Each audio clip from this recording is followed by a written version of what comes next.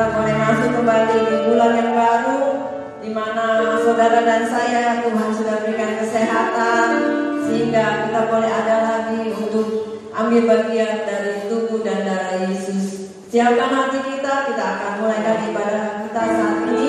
Baik saudara yang di rumah mengikuti dengan IG atau YouTube atau Facebook, kita sama-sama boleh memuji dan membesarkan nama Tuhan. Amin. Kita memulaikan ibadah kita saat ini. Ya Yesus, selamat tiba.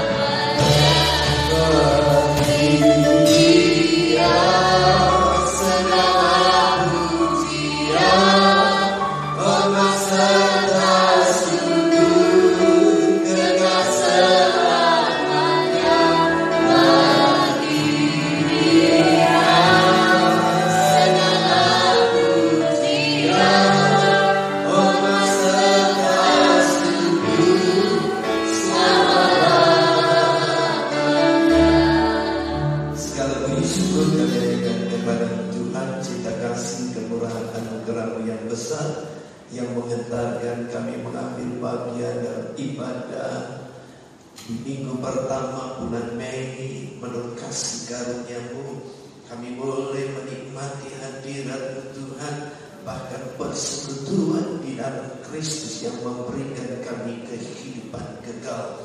Kami percaya umat-umatmu yang di rumah, yang saat ini mengambil bagian dalam ibadah streaming, baik melalui Facebook, IG ataupun YouTube, Tuhan memberkati dengan kasih karunia-Mu Tuhan. Kehadiran-Mu nyata karena Engkau Allah yang maha hadir. Di mana kami berseru, Engkau hadir. Di mana kami bersekutu, Engkau hadir. Engkau ada di kota, Engkau ada di lembah, Engkau ada di gunung, Engkau ada di tempat ini dan di rumah umat-Mu. Bersama kami berseru, hadirat-Mu Tuhan menyucikan, menguduskan segala ruangan yang kami hadapkan Tuhan untuk memuji menyembah-Mu, menyucikan hati dan kehidupan kami. Oleh karena itu amat terlebih saat ini ya Bapa, sucikan, kuduskan kami umat-Mu yang Kau izinkan mengambil bagian tugas pelayanan, baik pemimpin pujian tim singnya Tuhan, maupun seluruh kami teristimewa hamba-Mu yang memberitakan firman-Mu.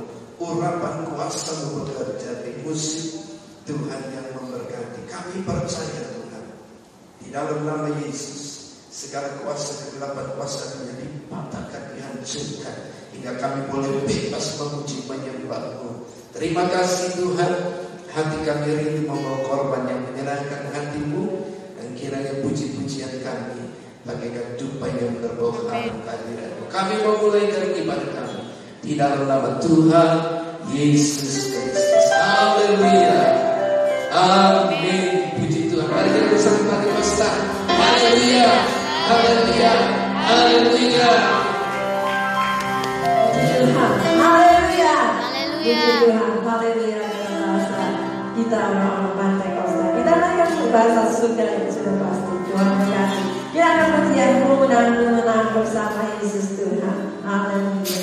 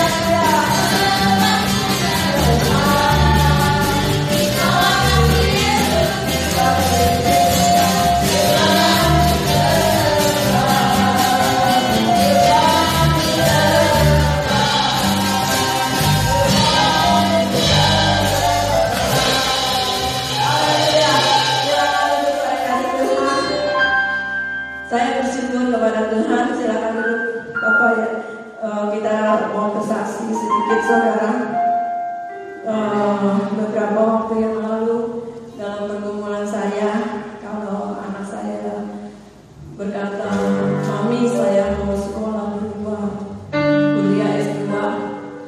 Saya nggak pernah ngomong iya, nggak ngomong iya atau tidak. Saya bilang, "Mami, saya mau kesana dulu, mau kuliah." Kalau saya ngomong sama adiknya, "Mami, orang mau kuliah nggak apa-apa lah." Dan ada satu di atas saya, pimpinan ibu pendeta, pimpinan wanita, katakan dulu yang periode lalu, katakan, "Kalau kamu udah S2 sih nggak apa-apa dulu ya dulu."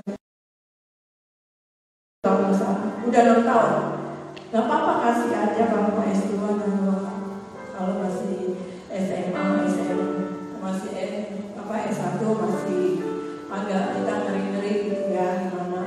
Tapi saudara kasih Tuhan, waktu saya ditanya berapa kali, dia bilang, "Nih, kasih izin lah supaya saya bisa benar-benar gimana gitu." Tapi waktu saat saya diam aja di situ, ada kejadian seperti ini, saudara. Saya bukannya nggak ngasih gimana, tapi hati saya masih seperti berat gitu ya. Tapi Tuhan tolong ya, kalau saat ini Tuhan izinkan, kalau misalnya sampai dia sudah berangkat, wah, ya, bulan Maret kemarin harusnya dia sudah berangkat, saudara. Tapi ya itulah kasih Tuhan, sehingga kalau saudara, ini juga satu contoh, dan kalau saudara perlu apa-apa, saudara ada pergumulan, bila serahkan kepada Tuhan, dan Tuhan yang pasti akan menolong, memberi saat yang tepat. Amin, saudaraku. Kita mau naikkan pujian yang berkata, "Rayakan Yesus, rayakan." Amin. Haleluya.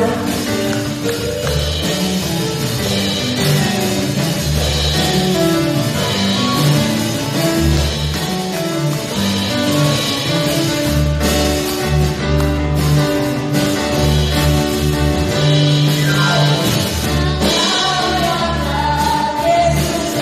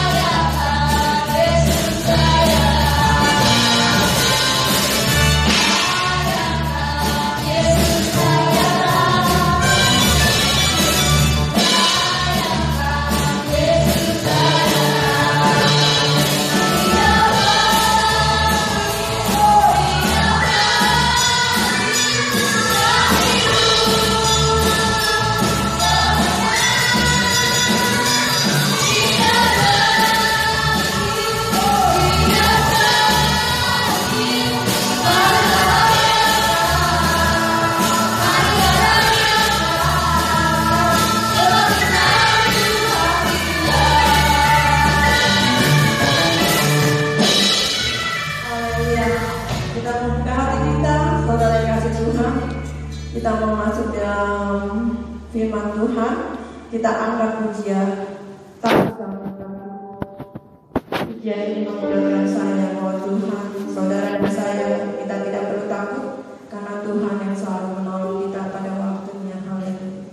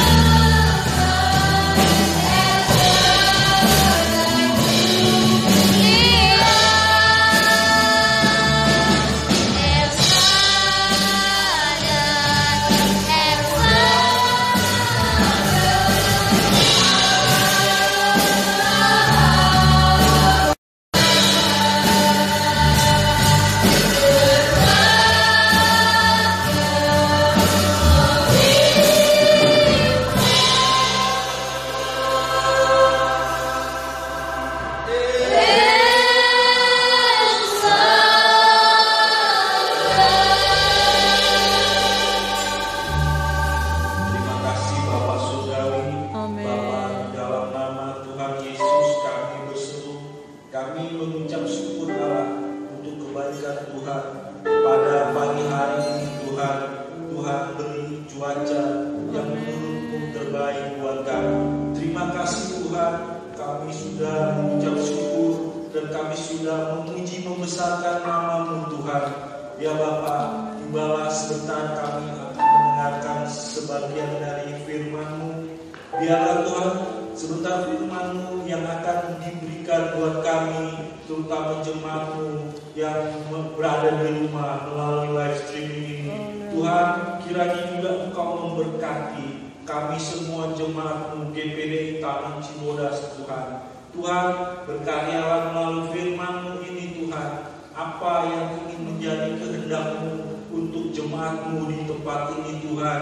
Kiranya Tuhan yang memberikan sukacita dan damai sejahtera meskipun keadaan saat ini sedang tidak berkenan Tuhan.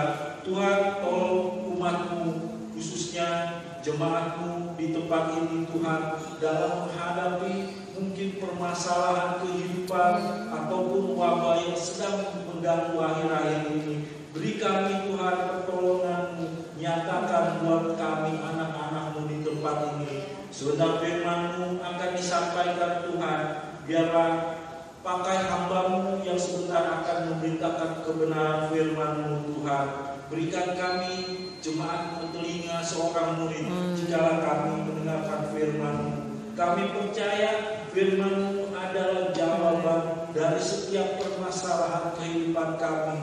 Mungkin kami tidak mengerti apapun firman-Mu Tuhan, tapi kami percaya Roh Kudus Tuhan yang memberi hikmat dan pengetahuan kepada kami untuk kami mengerti tentang firman-Mu. Biarlah Roh Kudus-Mu Tuhan yang berada di dalam hati kami Tuhan untuk mengerti tentang firman-Mu saat ini Tuhan.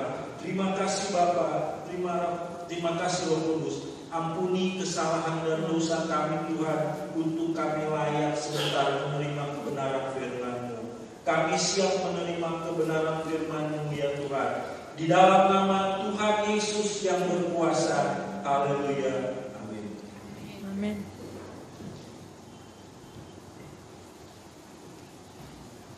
Puji Tuhan. Haleluya. Puji Tuhan. Haleluya. Haleluya. Di pagi hari ini kembali kita mengucap syukur. Dan Yesuslah yang mencari domba-domba yang hilang. Untuk itu saudaraku yang terkasih, menjadi percaya kepada Kristus Yesus bukan keinginan, bukan hanya daripadamu, tetapi itu dari Bapa, itu dari Allah yang meneguhkan firman-Nya sehingga engkau menjadi percaya. Mari kita membaca di dalam Injil Yohanes pasal yang ke-6. Injil Yohanes pasal yang ke-6 ayat yang ke-66 mulai. Injil Yohanes pasal 6 ayat yang ke-66 sampai dengan ayatnya yang ke-20 ayat 71. Yohanes pasal 6 ayat yang ke-66 sampai dengan 71. Kita baca bersama-sama 2, 3. Mulai dari waktu itu banyak murid-muridnya mengundurkan diri dan tidak lagi mengikut dia. Maka kata Yesus kepada ke-12 muridnya, apakah kamu tidak mau pergi juga? Jawab Simon Petrus kepadanya, Tuhan, kepada siapakah kami akan pergi? Perkataanmu adalah perkataan hidup yang kekal, dan kami telah percaya dan tahu bahwa Engkau adalah yang kudus dari Allah. Jawab Yesus kepada mereka, bukankah aku sendiri yang telah memilih kamu yang 12 ini?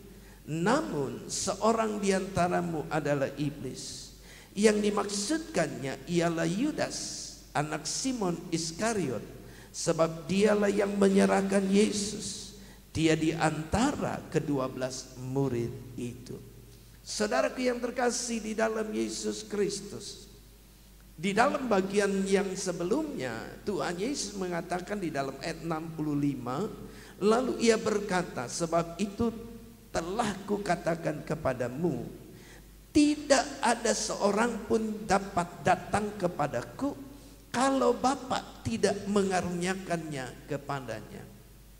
Jadi, saudara dan saya menjadi percaya di dalam Kristus itu karena Bapa, karena Allah pencipta langit dan bumi, karena Allah semesta alam ini yang mengaruniakan saudara satu hati untuk saudara percaya, menerima perkataan Yesus, menerima perkataan firman, menerima perkataan Roh Kudus yang menjadikan saudara percaya dan beroleh hidup yang kekal. Saudara yang dikasihi di dalam Yesus Kristus, seperti yang Simon Petrus katakan, ketika murid-muridnya banyak yang meninggalkan dia karena Yesus berbicara begitu keras dan mereka tidak mengerti apa yang Yesus katakan. Mereka menjadi kecewa, menjadi menolak Tuhan, kecewa dan menolak Tuhan. Tetapi ketika tinggal hanya 12 muridnya, ya, di antara banyak orang yang mengikut dia karena ia Yesus mengadakan mujizat dari 5 ketur roti, 2 ekor ikan. Ia memberi makan 5.000 orang laki-laki yang dapat dihitung. Dan oleh karena itu begitu banyak orang mengikut Yesus. Tetapi setelah Yesus berbicara dengan keras, perkataan-perkataan Tuhan mereka tidak mengerti, lalu mereka menjadi kecewa dan menolaknya. Mereka satu persatu pergi meninggalkan Yesus. Tinggallah 12 murid Tuhan. Dan ketika Yesus bersama-sama dengan 12 murid Tuhan, Yesus pun berkata di dalam ayat 67, apakah kamu tidak pergi juga? Jawab Simon Petrus, Tuhan, kepada siapakah kami akan pergi? Perkataanmu adalah perkataan hidup yang kekal. Dan di dalam bagian ini Tuhan menyatakan sekali lagi bahwa kalau Simon Petrus menjadi percaya, Simon Petrus diteguhkan lewat perkataan-perkataan yang Yesus katakan, sehingga ia mengakui di dalam hatinya, mengakui dengan mulutnya, mengakui dalam tindakannya bahwa ia percaya bahwa Yesus adalah yang kudus dari Allah. Maka saudaraku yang terkasih di dalam Yesus Kristus, inilah yang membuat, inilah yang menunjukkan, inilah yang menyatakan, saudaraku yang terkasih di dalam Yesus Kristus, perbedaan. Apa itu? Beroleh hidup kekal dan tidak beroleh hidup yang kekal. Nanti kita akan membaca bagian-bagian selanjutnya, saudara. Tetapi pada bagian yang pertama ini ada satu lagu pujian lama berkata, tak pernah kecewa mengiring Yesus, tak pernah kecewa buat selamanya, berjalan serta Dia semakin bahagia, tak pernah kecewa buat selamanya. Pertanyaannya, apakah sungguh bahwa semua orang yang mengiring Tuhan tidak pernah kecewa? Atau mengapa ada orang percaya yang berbalik meninggalkan Tuhan karena kecewa? Dalam realitasnya mungkin saudara pernah mendengar, saudara pernah ada orang berkata, saya kecewa sama Tuhan, saya kecewa terhadap si A, si B, lalu ia meninggalkan Tuhan. Dan yang lebih sering memang saudaraku yang terkasih, yang saya dengar dengan telinga saya lihat dan kemudian dia menyaksikan secara pribadi, banyak orang kecewa terhadap seseorang. Dan kekecewaan itu membuat mereka meninggalkan Tuhan. Lalu pertanyaannya, kenapa kecewa terhadap seseorang lalu meninggalkan Tuhan?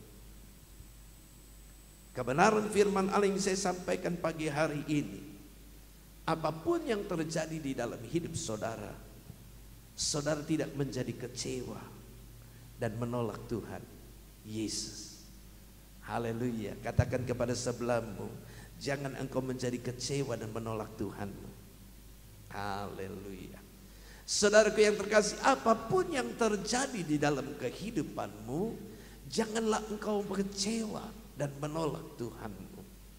Saudaraku yang terkasih di dalam Yesus Kristus, pada bagian ini saya ingin berbicara tentang 3 hal.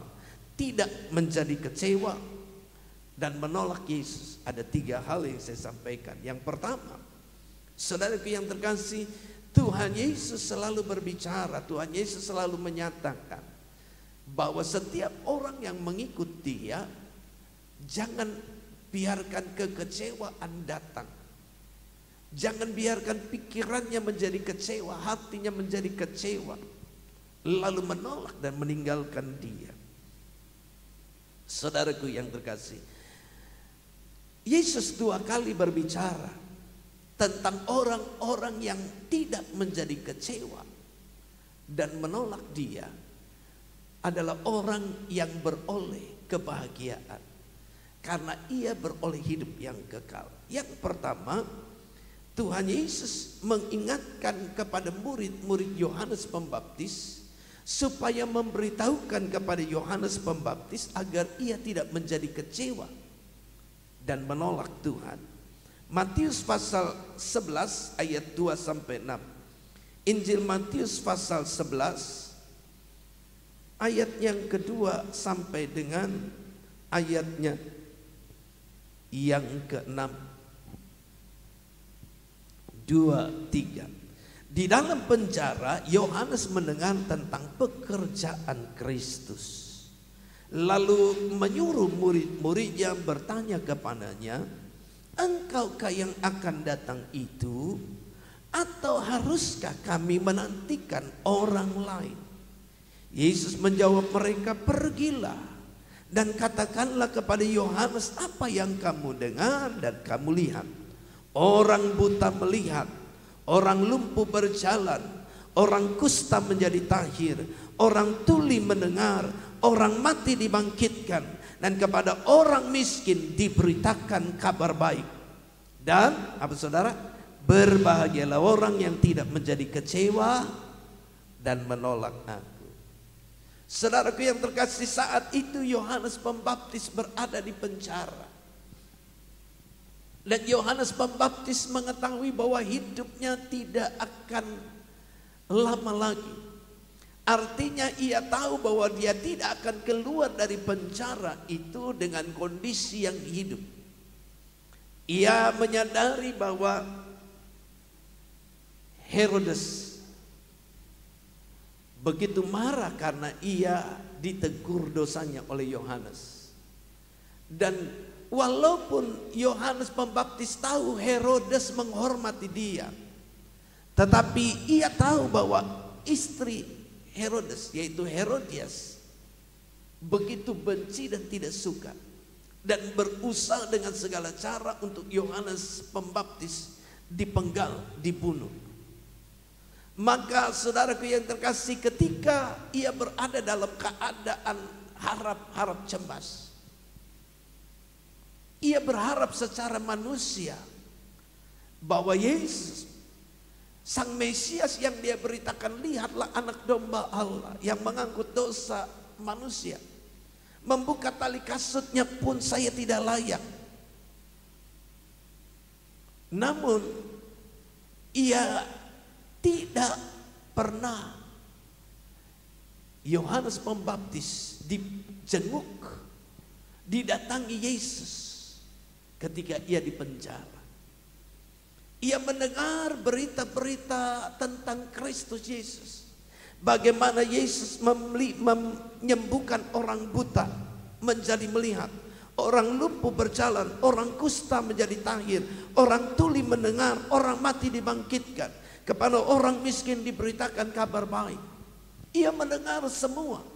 yang seharusnya hatinya menjadi teguh bahwa apa yang dikatakan tentang Kristus Yesus di dalam mulutnya itu digenapi.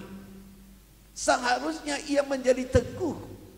Namun justru saat itu Yohanes Pembaptis berada dalam kebimbangan, keraguan, dan ada kekecewaan yang mulai merasuk di dalam hatinya. Kok kenapa Yesus tidak datang kepada dia? Tetapi ia ingin menegaskan, Yohanes Pembaptis tidak mau kekecewaan itu memenuhi hati dan pikirannya, sehingga ia menolak dia yang diutus Tuhan, Mesias itu. Maka ia mengirim murid-muridnya, katakan kepada Yesus Kristus, tanyakan, apakah engkau yang akan datang itu, atau haruskah aku menantikan orang lain? Dan ketika murid-murid Yohanes Pembaptis itu datang, maka Yesus katakan kembali, beritahukan kepada Yohanes, katakan kepada dia apa yang kamu dengar dan apa yang kamu lihat. Perhatikan saudara di dalam ayat yang kedua. Di dalam penjara Yohanes mendengar tentang pekerjaan Kristus, yang artinya Yohanes sudah mendengar tentang apa yang Yesus katakan di dalam ayat 5.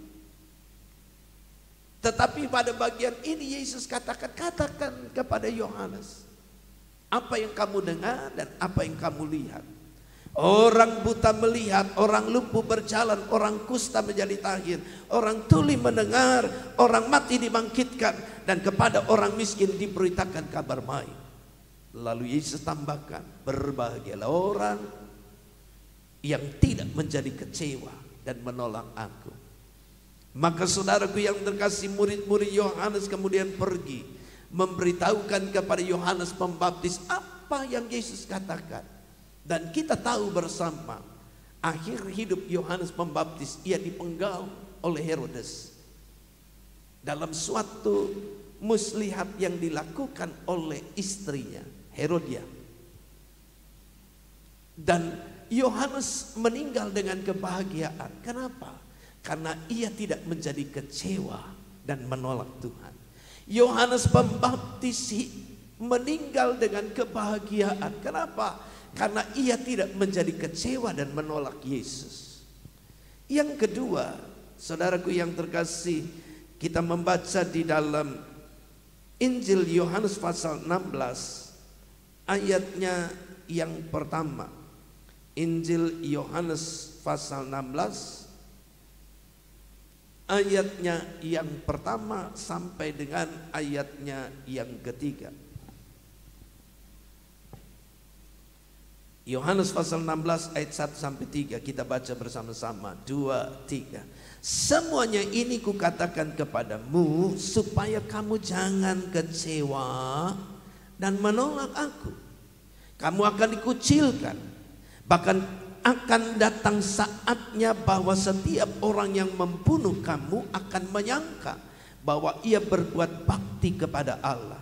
Mereka akan berbuat demikian karena mereka tidak mengenal baik Bapa maupun aku, kata Tuhan.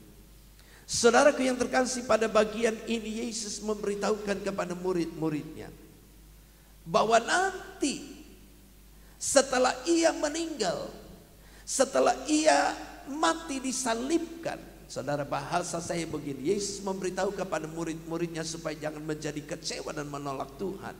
Yesus katakan berulang kali mulai dari Injil Yohanes pasal 12 sampai 16 bahwa ia akan diserahkan kepada orang kafir, ia akan disalibkan, dan ia akan dikuburkan. Pada hari yang ketiga ia akan bangkit dan ia akan naik ke surga. Dan ia akan memberikan roh penolong yang lain, yaitu Roh Kudus. Dan Yesus mengatakan ini semua supaya murid-muridnya tidak menjadi kecewa dan menolak Tuhan.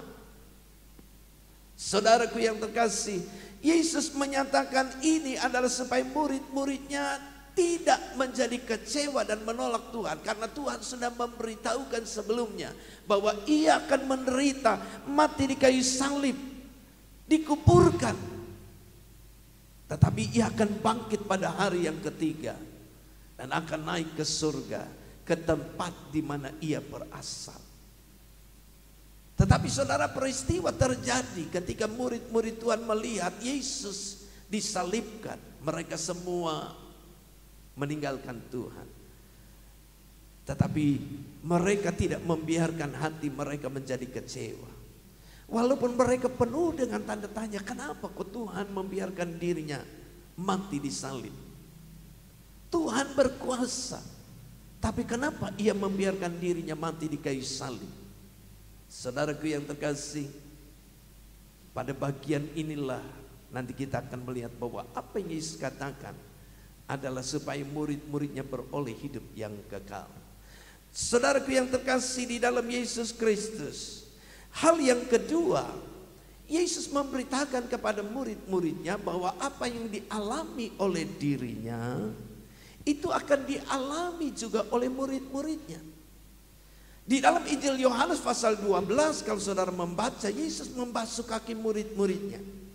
Dan Yesus berbicara, kalau engkau berkata aku ini guru dan Tuhanmu, lihat, aku ini telah membasuh kakimu. Yang artinya saudara akan ada pertentangan, akan ada saudara satu permasalahan yang membuat mereka kecewa satu dengan yang lain. Tetapi Yesus berkata, seperti aku gurumu membasuh kaki engkau, demikianlah engkau harus saling melakukan. Artinya apa? Mengampuni. Seseorang tidak boleh menjadi kecewa terhadap sesamanya dan lakukan apa yang Tuhan katakan. Apa itu? Membasuh kaki, mengampuni. Dan di hadapan kita ada tubuh dan darah Yesus yang menyatakan bahwa dosamu diampuni, kesalahanmu diampuni, pelanggaranmu diampuni. Dan kalau saudara menjadi kecewa atas seseorang dan saudara tidak dapat mengampuni, Yesus berkata, aku sudah mengatakan kepadamu, jangan menjadi kecewa.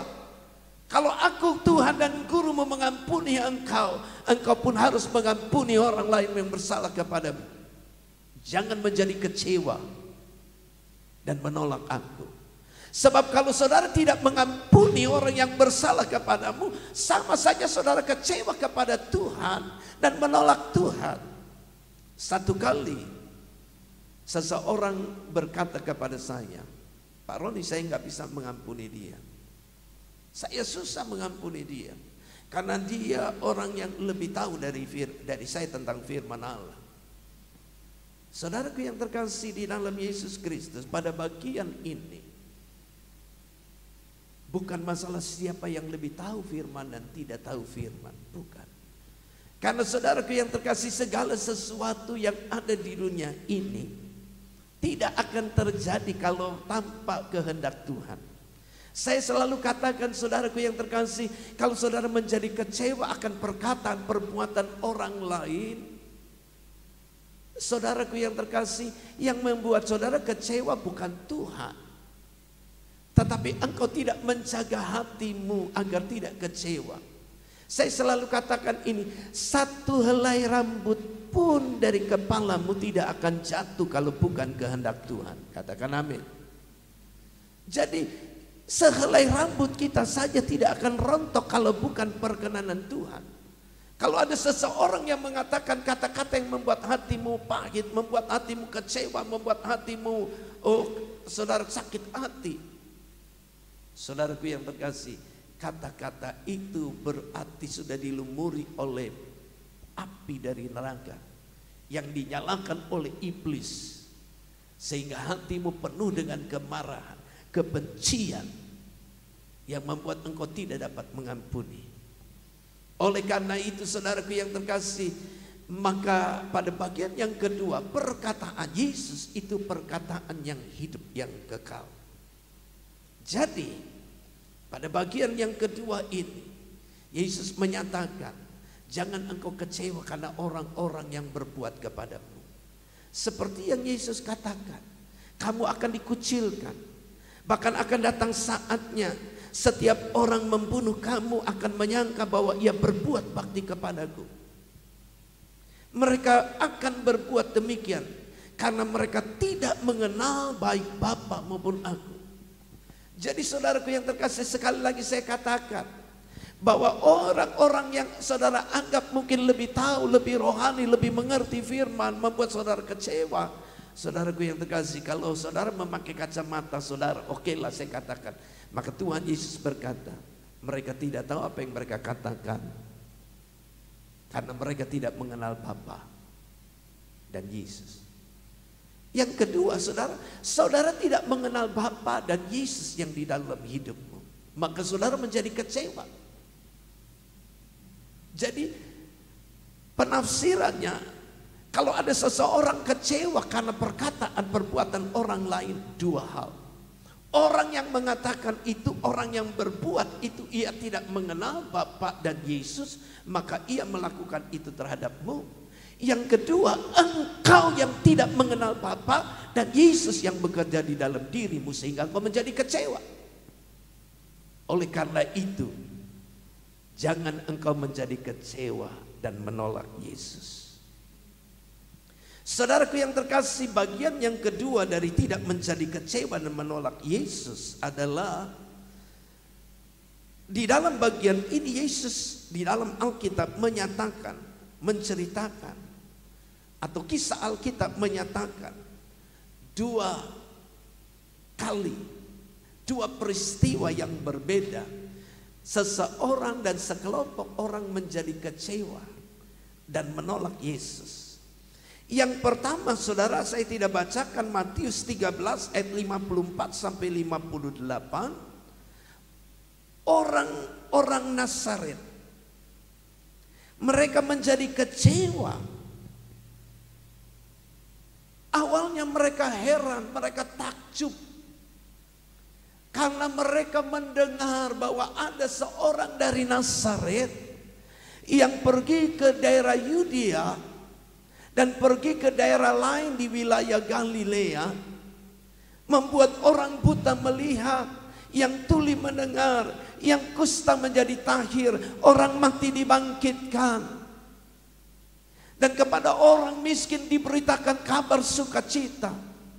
Maka ketika orang-orang yang diagungkan di wilayah lain itu datang ke kotanya, ke tempat asalnya yaitu Nazaret, maka orang-orang dari Nazaret berbondong-bondong ingin mengetahui siapakah orang Nazaret ini.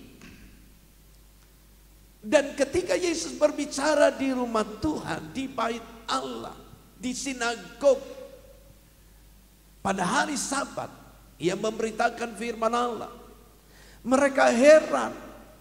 Oh, ternyata dia tuh. Oh, kita kenal dia. Dan tetapi saudaraku yang terkasih, mereka heran bagaimana mungkin orang ini memiliki hikmat dari Allah. Namun diceritakan di sana, dikisahkan di sana saudara. Kemudian mereka memandang, loh, ini kan ibunya. Ini kan saudara-saudaranya, Yakobus, Yudas, Yusuf. Ini kan ibunya Maria. Lalu ketika ia melihat saudara-saudara Tuhan, mereka menjadi kecewa dan menolak Tuhan. Sehingga Alkitab menyatakan di Nazaret Yesus tidak mengadakan banyak mujizat. Kenapa? Karena mereka tidak percaya. Saudaraku yang terkasih, apa yang membuat mereka menjadi kecewa? Karena mereka melihat dan mendapati keadaan saudaranya, keadaan ibunya tidak berbeda, tidak berubah. Ada sesuatu yang dipandangkan mereka bahwa kalau Yesus dari Nazaret itu betul-betul orang yang hebat, tentu akan membawa perubahan keadaan di dalam kehidupan keluarganya. Yang mereka berharap orang itu pun akan dapat memberikan perubahan hidup di dalam kehidupan mereka semua. Orang-orang Nazaret berpikir mereka akan menjadi warga kelas 1 di Israel. Tetapi ketika mereka melihat bahwa saudara-saudara Yesus dan juga ibunya seperti itu dan tidak berubah, tetap sederhana, tetap orang-orang sederhana, hidup sederhana, berpakaian sederhana, maka mereka menjadi kecewa dan meninggalkan Tuhan. Yang kedua, peristiwa kedua saudaraku yang terkasih, di dalam Markus 10 ayat 17 sampai 22. Seorang muda yang kaya, ia berpikir bahwa ia telah melakukan segala sesuatu, maka ia datang kepada Tuhan dan berkata, "Guru, apalagi yang kurang untuk saya lakukan?" Tuhan katakan, "Jangan membunuh, jangan berzina, lakukan ini." Dia katakan, "Tuhan, dari sejak muda saya sudah melakukannya." Dan karena Yesus mengasihi pemuda yang kaya ini, maka Yesus berkata, "Satu saja kekurangan. Jualah hartamu, bagikan kepada yang miskin, dan ikutlah aku." Maka saudaraku yang terkasih, Injil Markus mengisahkan anak muda ini menjadi kecewa karena hartanya banyak, dan ia lebih mengasihi hartanya. Saudaraku yang terkasih di dalam Yesus Kristus, yang artinya dalam bagian yang kedua, kalau saudara dan saya mempersepsikan datang kepada Tuhan harus jadi orang kaya. Kalau saudara mau datang menjadi anak Tuhan, percaya Yesus, saudara harus jadi menjadi anak kaya, orang kaya, dapat jabatan yang hebat, dan saudara hidup saudara diubahkan menjadi seperti raja-raja di dunia, maka saudara akan menjadi kecewa karena engkau sendiri yang membuat engkau kecewa. Kalau engkau mengiring Tuhan hanya untuk duit, jabatan, engkau akan kecewa. Karena Tuhan tidak pernah menjanjikan kepada saudara tentang harta dunia ini. Yesus hanya berjanji bahwa apa yang dicari bangsa-bangsa, makan, minum, pakai, Bapamu di sorga tahu, dan ia memberkati menurut keperluan dan kebutuhan. Perhatikan baik-baik. Bapamu di sorga tahu apa yang kau perlukan, dan ia memberkati saudara sesuai dengan apa yang kau perlukan dan engkau butuhkan. Seperti yang kau perlukan dan engkau butuhkan. Itulah yang dijanjikan. Walaupun perkataan Tuhan berkata, "Aku datang supaya kamu hidup dan hidup di dalam kelimpahan." Kata kelimpahan di sini bukan berbicara tentang rich, menjadi orang kaya, orang yang penuh dengan lemak kekayaan, tidak. Tapi cukup, ada lebihnya.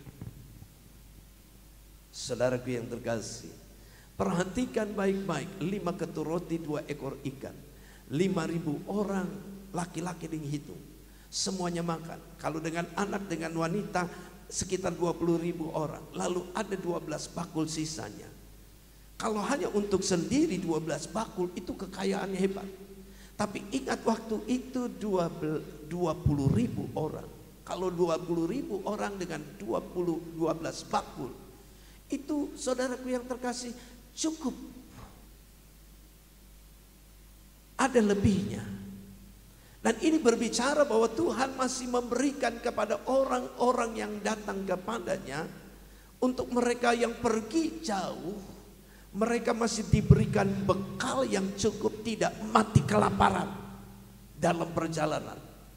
Itulah yang dimaksud berkat Tuhan itu cukup, bahkan berkelimpahan.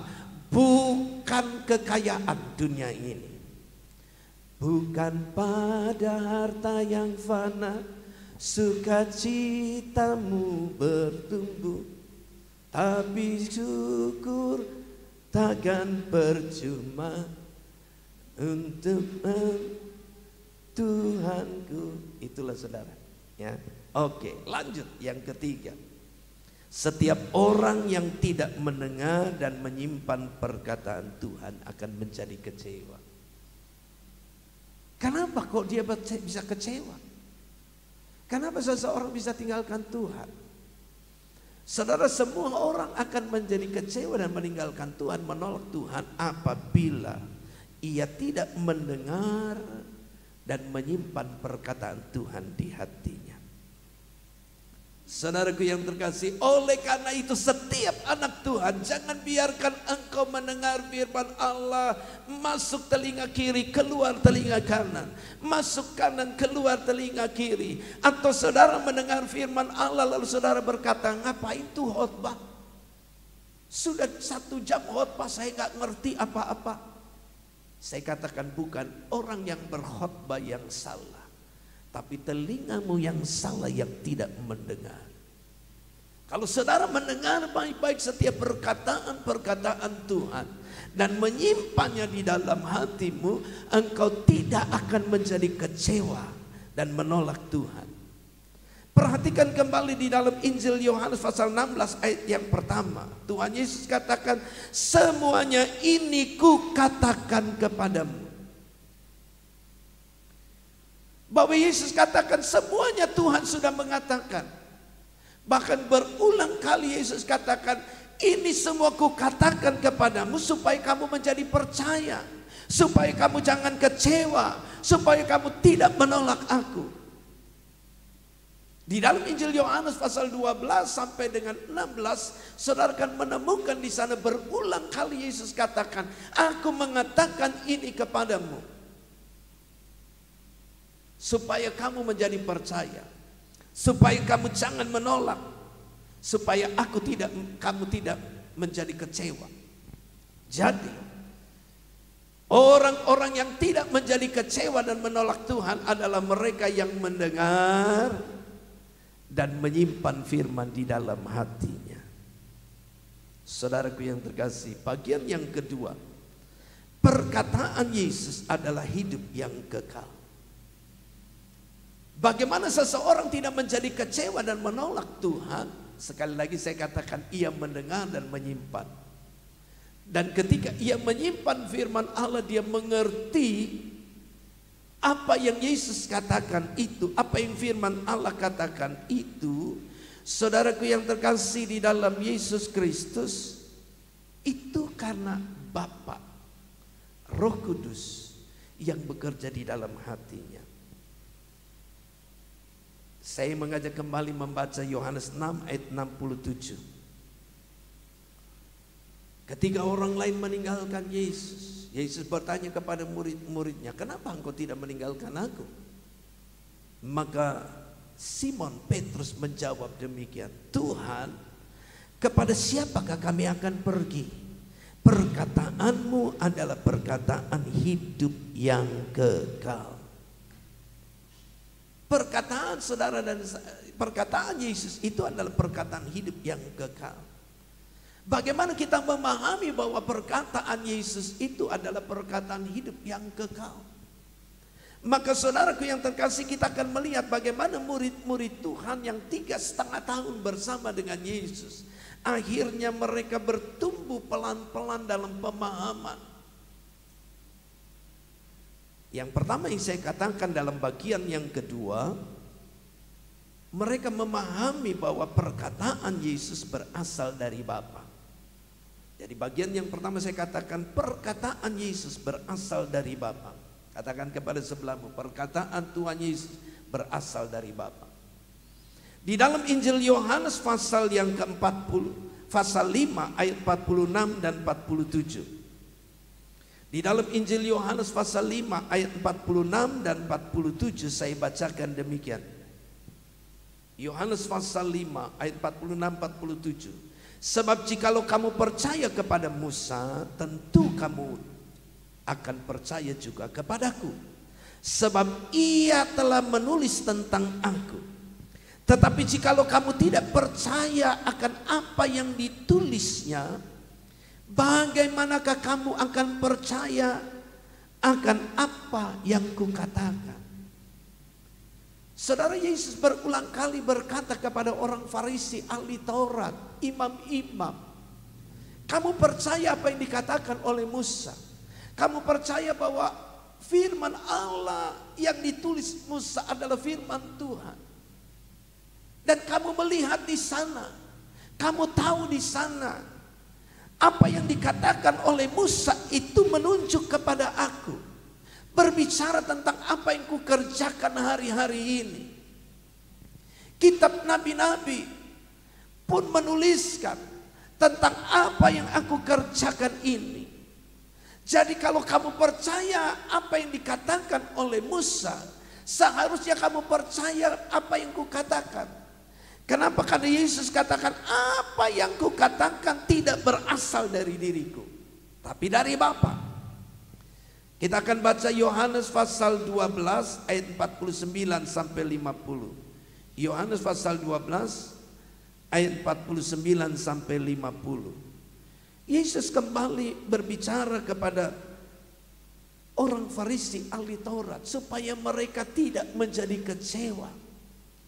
Mereka harus tahu bahwa yang Yesus katakan tidak pernah berasal dari dirinya, tetapi dari Bapa. Perkataan Tuhan itu dari Tuhan, dari Bapa di sorga. Kita baca bersama-sama Yohanes 12 ayat 49 sampai 50. 2, 3. Sebab aku berkata-kata bukan dari diriku sendiri, tetapi dari Bapa. Tetapi Bapa yang mengutus aku, Dialah yang memerintahkan aku untuk mengatakan apa yang harus aku katakan dan aku sampaikan. Dan aku tahu bahwa perintahnya itu adalah hidup yang kekal. Jadi apa yang kukatakan aku sampaikan, aku menyampaikannya sebagaimana yang difirmankan oleh Bapa kepadaku. Perhatikan ayat yang ke-50. Dan aku tahu bahwa perintahnya, perintah Bapa itu adalah hidup yang kekal. Apa yang aku katakan, aku menyampaikannya sebagaimana yang difirmankan oleh Bapa kepadaku. Jadi saudaraku yang terkasih di dalam Yesus Kristus, hendaklah setiap orang yang mendengar menyimpan perkataan itu di hatinya, bahwa segala sesuatu yang Yesus katakan, segala sesuatu yang Yesus kerjakan, segala sesuatu yang Yesus alami, dan ia membiarkan dirinya disiksa, disalibkan, mati di kayu salib, dan ia dikuburkan. Bukan orang lain yang disalibkan, bukan orang lain yang dikuburkan, tetapi Yesus yang lahir di kandang yang hina, Yesus yang dilahirkan dari seorang perawan Maria. Dialah yang mati di kayu salib, dialah yang menderita dan dikuburkan. Dan pada hari yang ketiga dia bangkit. Dan ia berbicara, ia berbuat, ia membiarkan dirinya mati di kayu salib. Itu karena Bapa menyatakan demikian, supaya engkau tidak menjadi kecewa dan menolak. Kalau dia Tuhan, kenapa ia tidak turun dari salib? Karena engkau tahu bahwa Bapa menghendaki bahwa Yesus Tuhan mati di kayu salib untuk mengampuni dosa saudara dan saya, untuk menebus hidupmu dan hidup saya, agar saudara beroleh hidup yang kekal. Karena perkataan perintah Bapa itu hidup yang kekal. Katakan amin. Yang kedua, perkataan Yesus adalah berasal dari Roh yang memberi hidup. Segala yang Yesus katakan tidak dari sendirinya, dari Roh Allah, Roh Tuhan. Dan perkataan-perkataan Tuhan itu adalah Roh yang memberi engkau kehidupan. Kita baca kembali Injil Yohanes pasal 6 ayat 63 sampai dengan ayat 65. Yohanes pasal 6 ayat 63 sampai 65. Saudaraku yang terkasih, kita baca bersama-sama. Atau kita akan baca mulai ayat 60 saja supaya saudara mengerti. Yohanes 6 ayat 60 sampai 65. 2, 3. Sesudah mendengar semuanya itu, banyak dari murid-murid Yesus yang berkata, perkataan ini keras, siapakah yang sanggup mendengarnya? Yesus yang dalam hatinya tahu bahwa murid-muridnya bersungut-sungut tentang hal itu, berkata kepada mereka, adakah perkataan itu menggoncangkan imanmu? Dan bagaimanakah jikalau kamu melihat anak manusia naik ke tempat di mana ia sebelumnya berada? Rohlah yang memberi hidup, daging sama sekali tidak berguna. Perkataan-perkataan yang kukatakan kepadamu adalah roh dan hidup. Tetapi di antaramu ada orang yang tidak percaya. Sebab Yesus tahu dari semula siapa yang tidak percaya dan siapa yang akan menyerahkan dia.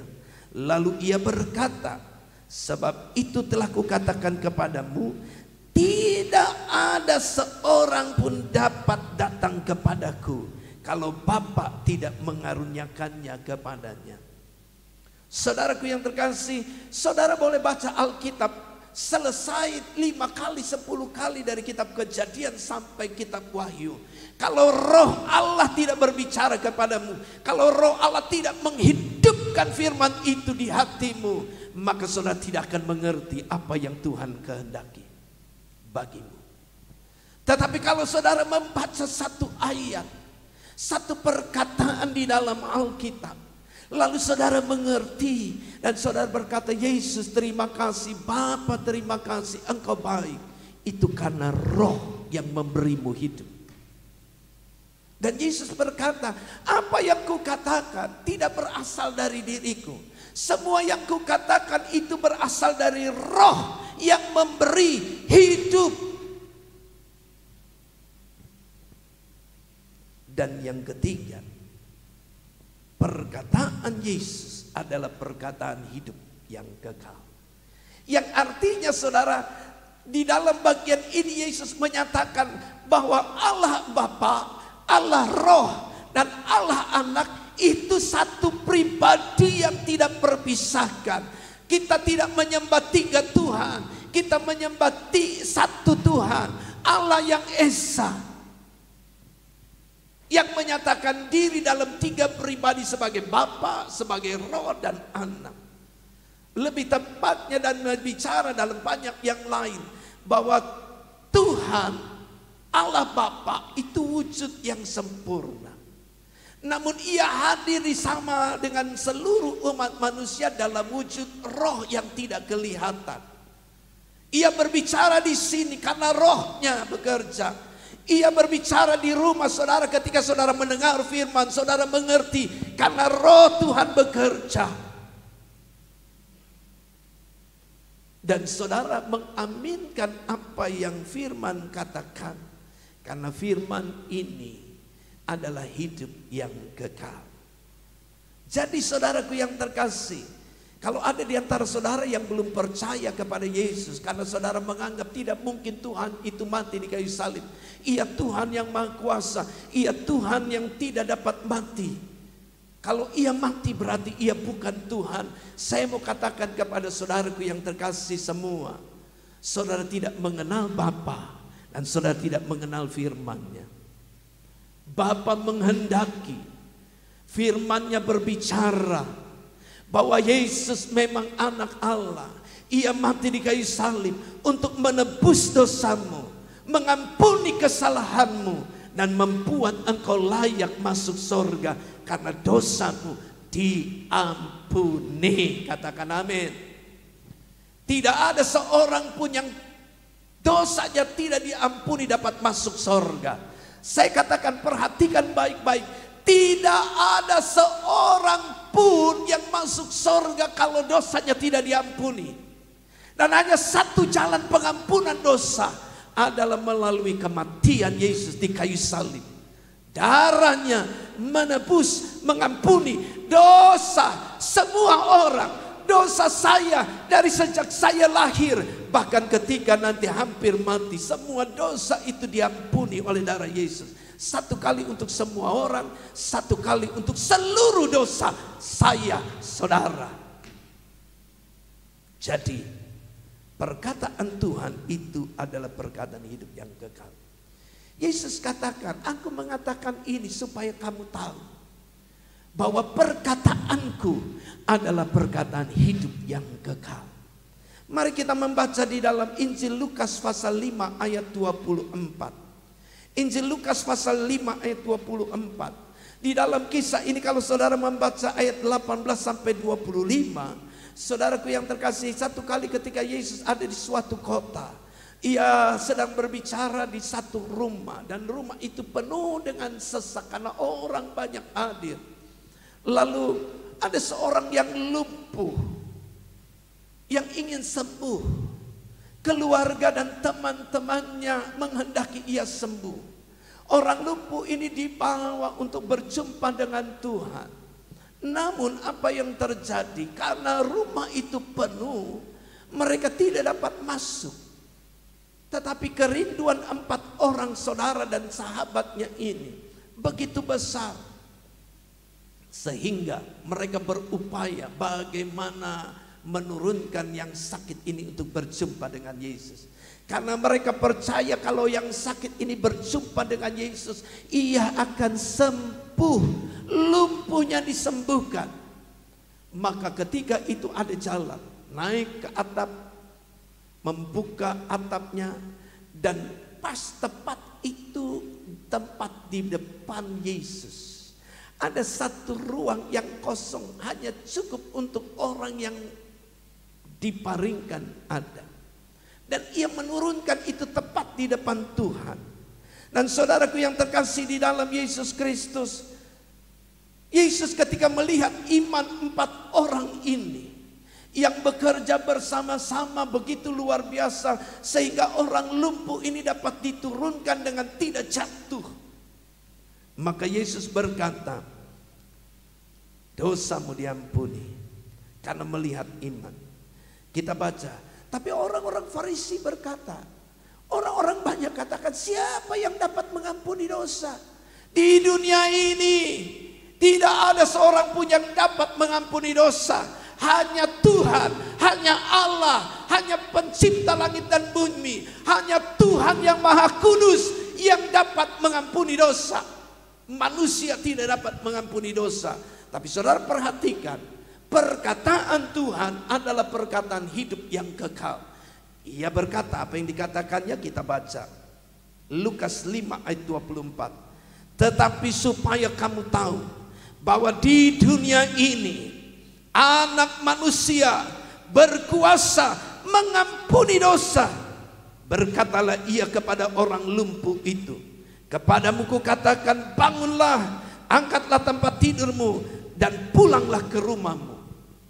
Saudara, orang berkata siapa? Dan Yesus berkata sebelumnya, mana yang lebih mudah? Aku katakan, dosamu diampuni atau bangun dan berjalanlah pulang.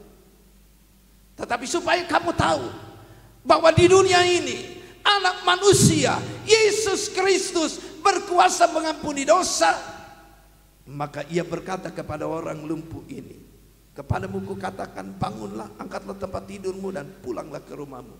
Apa yang terjadi? Orang lumpuh ini tiba-tiba ia beroleh kekuatan. Ia bisa berdiri, ia bisa berjalan, ia pulang. Semua orang heran. Kenapa? Karena perkataan Yesus adalah perkataan hidup yang kekal. Ayat yang terakhir, Yohanes 12 ayat 47 sampai 48. Di dalam Injil Yohanes pasal 12 ayat 47 sampai 48.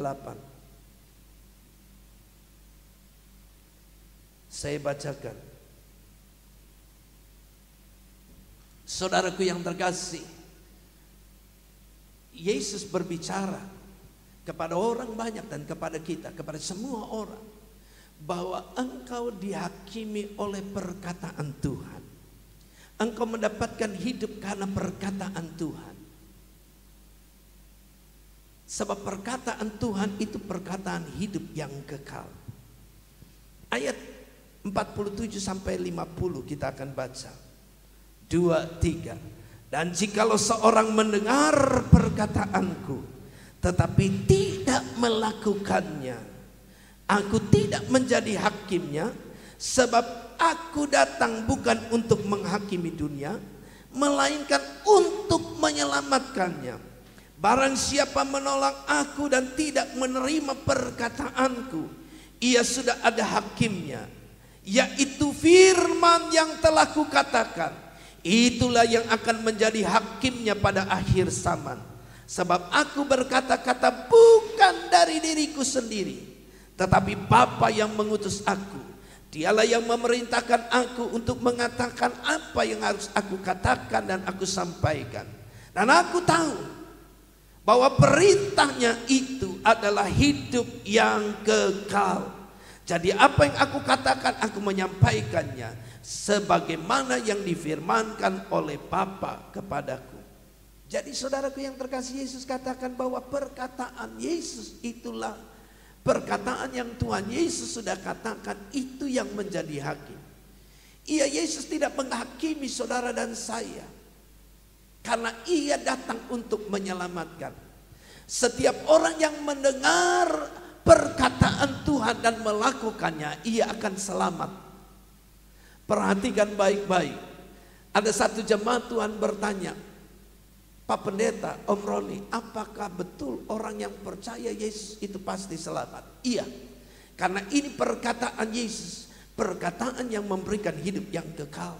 Dan Yesus meneguhkan apa yang dikatakannya bukan dari dirinya sendiri, tetapi dari Bapa, dan perkataan Bapa itu adalah hidup yang kekal.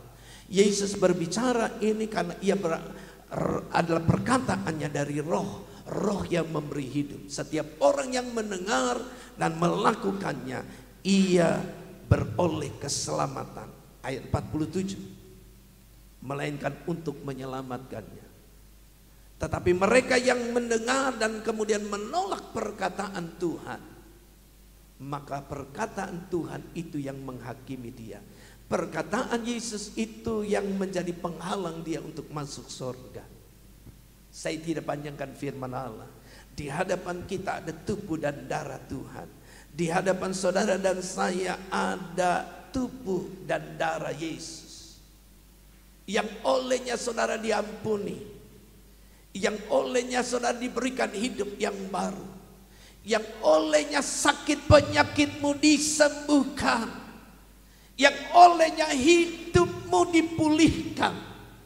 Oleh karena itu saudaraku yang terkasih, marilah kita mengambil bagian menerima perkataan Tuhan, karena itu perkataan yang memberi kita hidup. Saudaraku yang terkasih, jangan lupa ibadah sore saudara bisa mengambil bagian kembali bersama-sama, karena dalam ibadah yang ketiga saya akan berbicara tentang berjalan dalam kuasa perkataan Yesus. Saudara akan menikmati bahwa apa yang Tuhan Yesus katakan, hidup yang kekal itu bukan hanya di sorga tetapi di dunia ini. Setiap orang yang percaya, dia akan berjalan dalam kuasa perkataan Tuhan. Mari kita bangkit berdiri. Ku ingin menikmati, haleluya, pribadimu Tuhan. Saudaraku yang terkasih, Yesus katakan bahwa apa yang aku katakan itu bukanlah dari diriku, tetapi dari Bapa. Semua yang ku katakan adalah roh yang memberi hidup. Kalau engkau mendengar dan menerimanya, maka perkataan itu adalah perkataan roh dan hidup.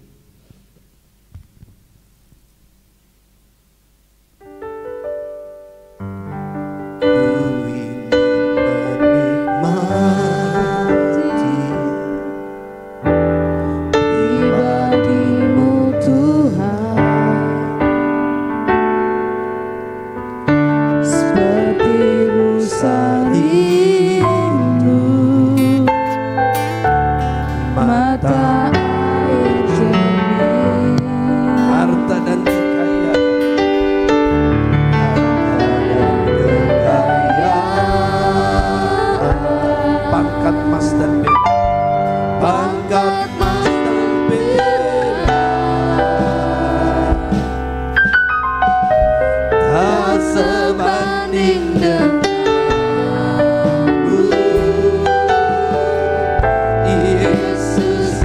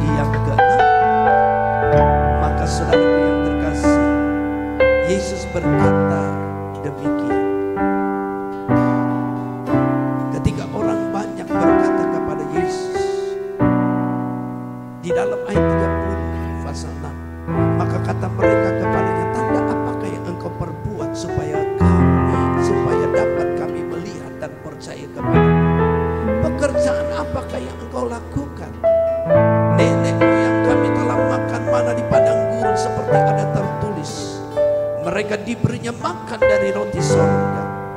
Maka kata Yesus kepada mereka, aku berkata kepadamu, sesungguhnya bukan Musa yang memberikan kamu roti dari sorga, melainkan Bapa-Ku yang memberikan roti yang benar dari sorga. Karena roti yang dari Allah ialah roti yang turun dari sorga dan yang memberi hidup kepada madunya. Maka kata mereka kepadanya, Tuhan, berikanlah roti itu senantiasa. Kata Yesus kepada mereka, akulah roti hidup.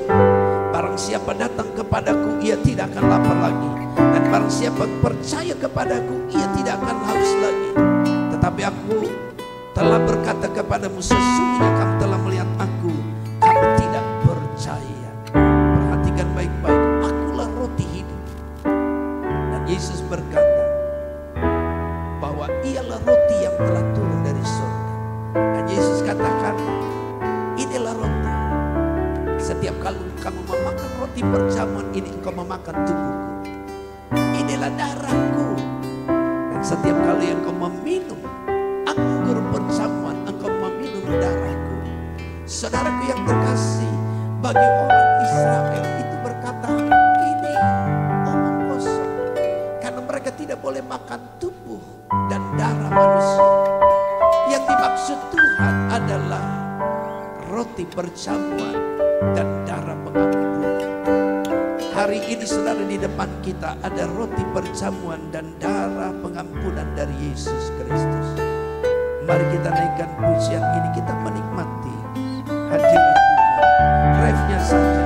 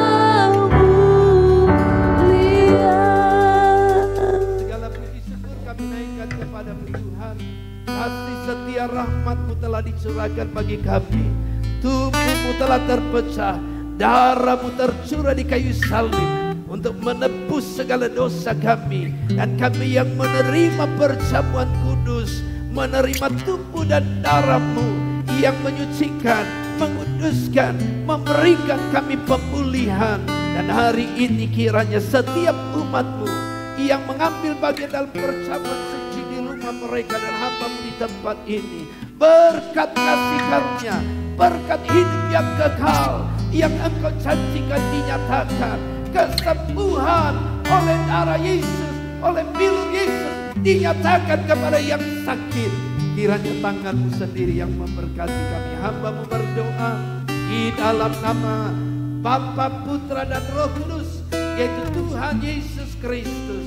Tangan-Mu yang memberkati roti dan air anggur menjadi tubuh dan darah-Mu yang memberikan kami kehidupan dalam nama Tuhan Yesus Kristus. Haleluya. Kita naikkan pujian pada satu bukit jauh dari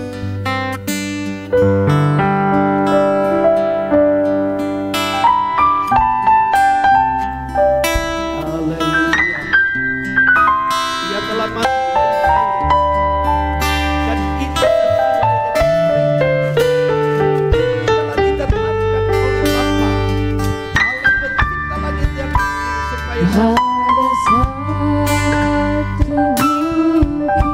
dari sini.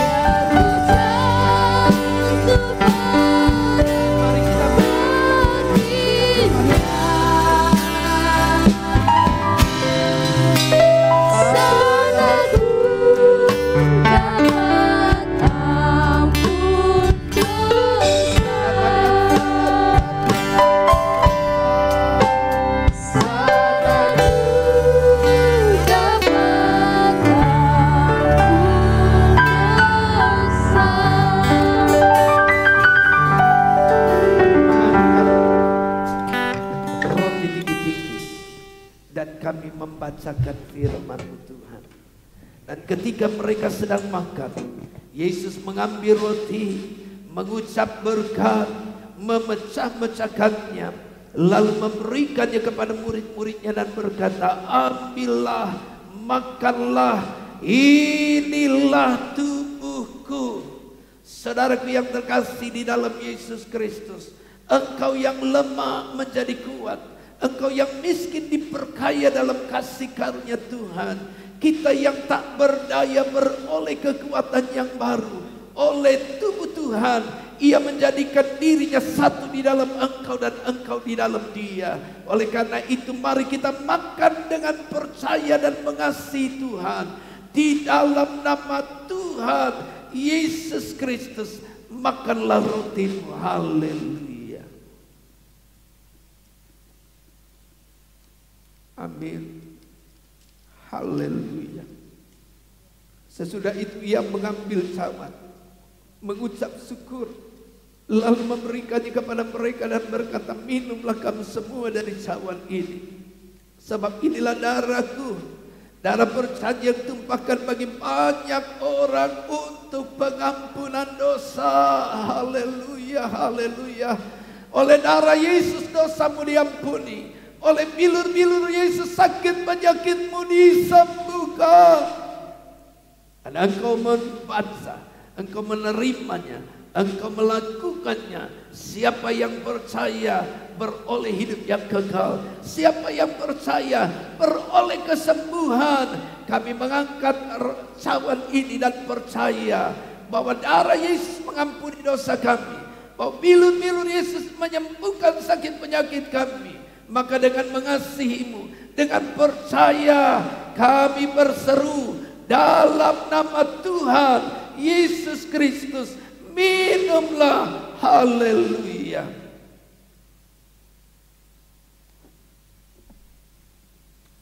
Haleluya.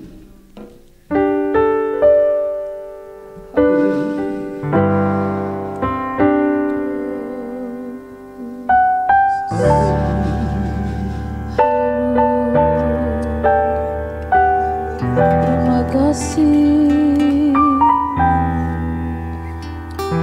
Terima kasih. Haleluya.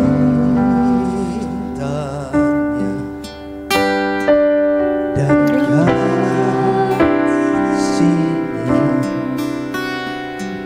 lebih dari segala yang ada.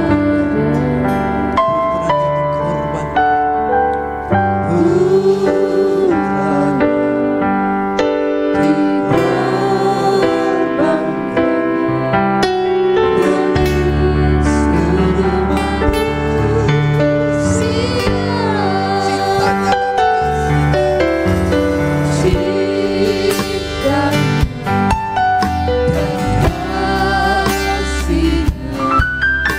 lebih dari segala yang ada. Katakan putranya dikorbankan, Putranya dikorbankan demi seluruh manusia.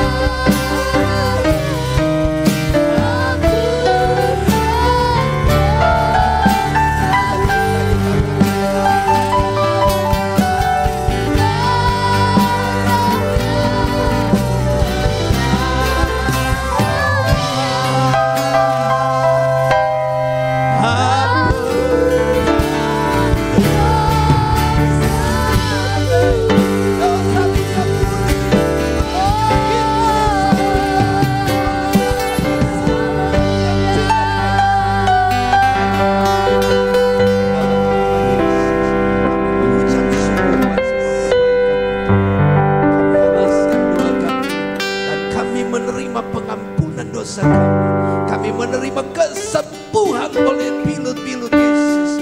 Kami menerima pemulihan hidup oleh tubuh dan darah Yesus yang tercurah bagi kami. Dengan iman percaya ini kami berseru di dalam nama Tuhan Yesus Kristus yang diberkati, katakan amin. Beri kemuliaan Tuhan. Tuhan Yesus memberkati. Haleluya. Ibu akan memberikan beberapa.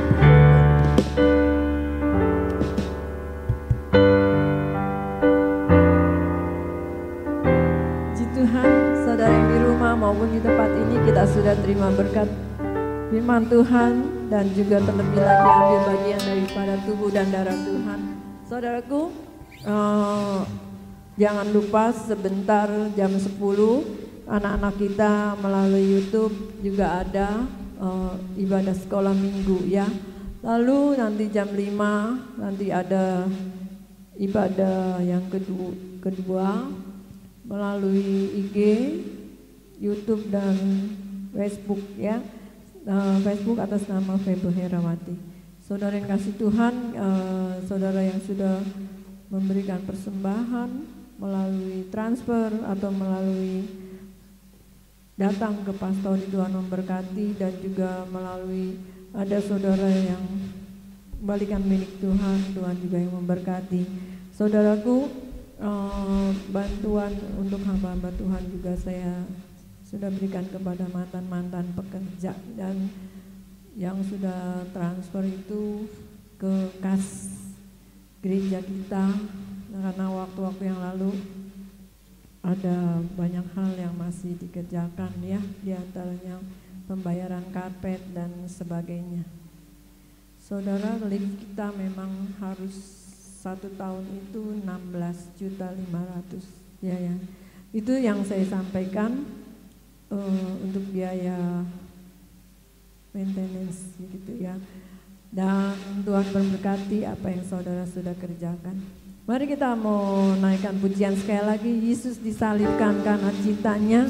Kita bersyukur pada pagi hari ini boleh ambil bagian daripada tubuh dan darah Yesus. Yesus disalibkan karena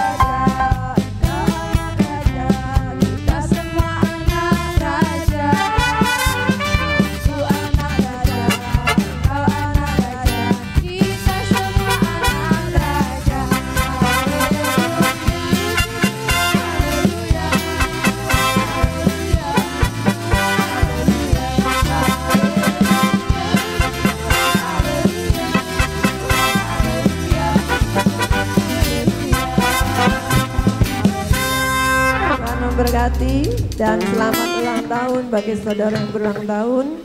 Dan kita mau akhiri ibadah kita saat ini. Kita mau naikkan pujian bersama dia, bersamamu.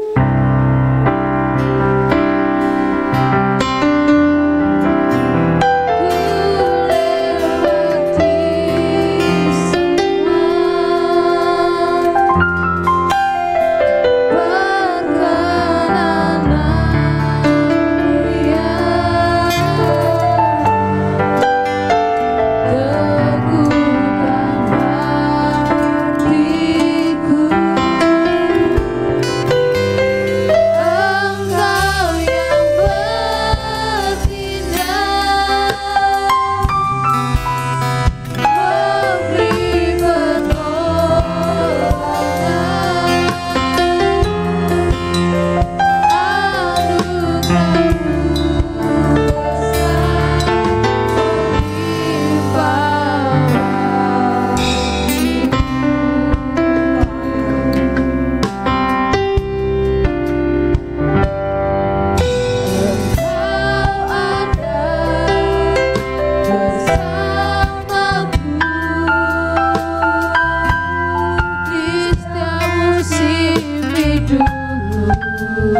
Tak pernah kau biarkan ku sendiri.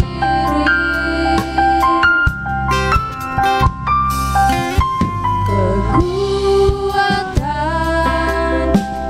di jiwaku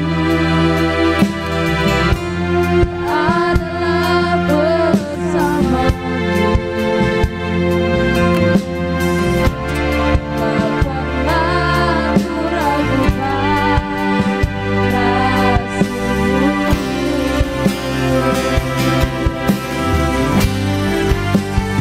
Bersamamu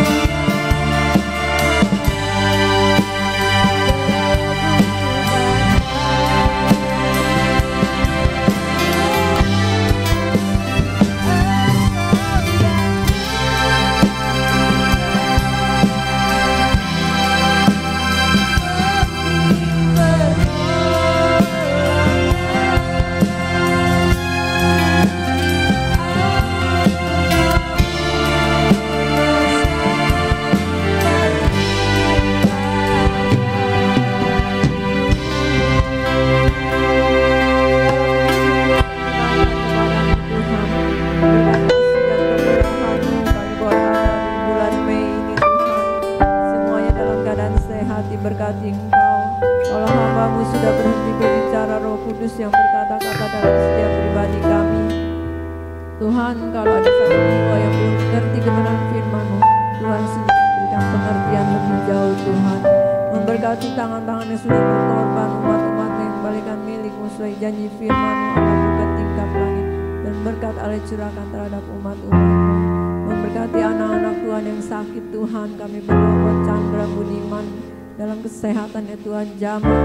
Kami berdoa buat ibu-ibu lanjut usia, Tante Handoyono, Tante Bella, Tante Tuhan, Mama Acin, Mama Eeng. Tuhan, secara manusia kami rindu untuk berjumpa bersama mereka berbakti. Tuhan, Ibu Nani, Tuhan Yesus, kekasih-kasih kami yang lanjut usia. Tuhan, Bapak Gunawan dan yang lain-lain, pemuda-pemudi, bapak-bapak, ibu-ibu yang kami kasih, Ibu Paulus dalam kesehatan yang daripada-Mu Tuhan berikan. Kami percaya ya anak-anak sekolah minggu dan yang baik-baik, anak-anak TK, SD, SMK, perguruan tinggi. Tuhan, kami pemuda-pemudi yang bekerja. Tuhan, nyatakan kasih kemurahan daripada-Mu Tuhan. Pada hari-hari ini Tuhan, dalam masa-masa seperti ini, Tuhan, tutup bungkus dengan kuasa darah-Mu dimanapun anak-anak-Mu berada.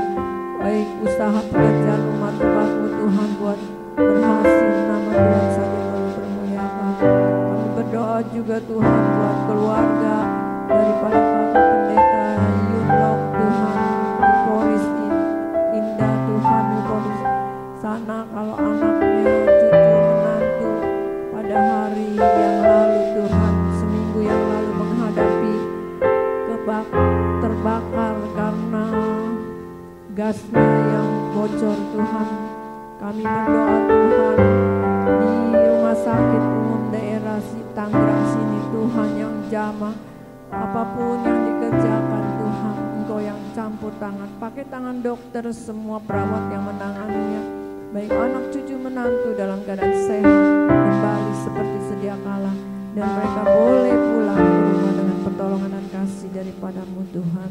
Ini yang menjadi doa kami. Kami percaya Engkau memberkati pemain musik, sehingga kami semua yang ada Tuhan berkati Bapa. Kami yakin Tuhan lindungi, tutup bungkus dimanapun umat-umat Tuhan berada.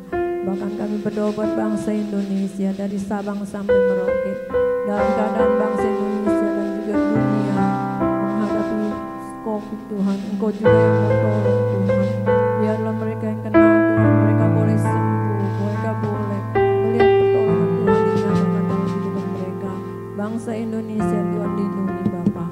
Terima kasih Bapa, kami serahkan doa kami dalam nama Tuhan Yesus Kristus. Akhirnya kasih. Kristus Yesus, kasih setia rahmat-Mu besar bagi kami. Darah-Mu tercurah menebus dosa kami. Kami percaya pertolongan-Mu sungguh nyata. Kebaikan-Mu tak terukur bagi kami. Umat yang dikasihi Tuhan, tengadakanlah wajah-Mu, angkatlah tangan-Mu. Terimalah berkat damai sejahtera dari Allah Bapa, cinta kasih dari Putra Allah yang tunggal Yesus Kristus, pimpinan penyertaan Roh Kudus, menyucikan, menguduskan, memeliharamu tanpa cacat celah untuk berjumpa dengan Yesus di awan yang permai dalam kemuliaan-Nya. Tuhan menyertai dan memberkati dalam seluruh aktivitas hidupmu. Usaha pekerjaanmu diberkati, berhasil dan beruntung. Tuhan Yesus menyertai dan memberkatimu dengan berkat kesehatan panjang umur. Tuhan Yesus menyertai dan memberkatimu dengan sukacita, kegirangan, kebahagiaan bersama keluarga, suami, istri, anak-anak, anak menantu dan cucu-cucu, semua dalam kasih sayang pemeliharaan Tuhan.